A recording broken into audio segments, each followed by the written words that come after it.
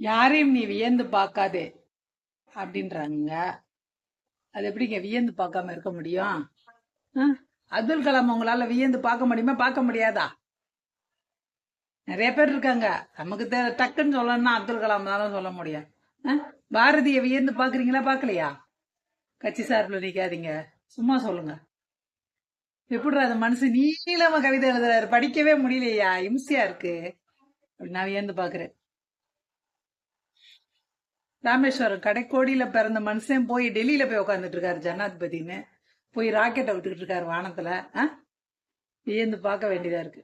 இது மாதிரி தங்கமங்கை பிடி உஷா காலையில ஒரு அம்மா போட்டோ போட்டிருந்தேன், யாரும் தெரியுதா அப்படின்ட்டு.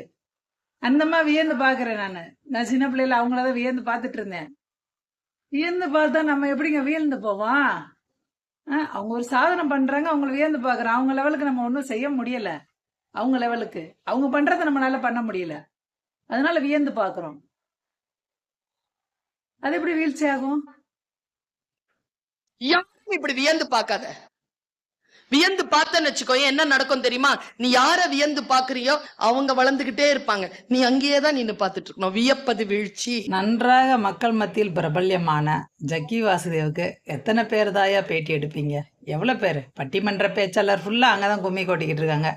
உதிரி நடிகர்கள்லாம் அங்கதான் போய் கும்மி கொட்டிக்கிட்டு இருக்காங்க. ஆனா நம்ம பார்த்து வியக்க கூடாது, வியந்தால் வீழ்ச்சி.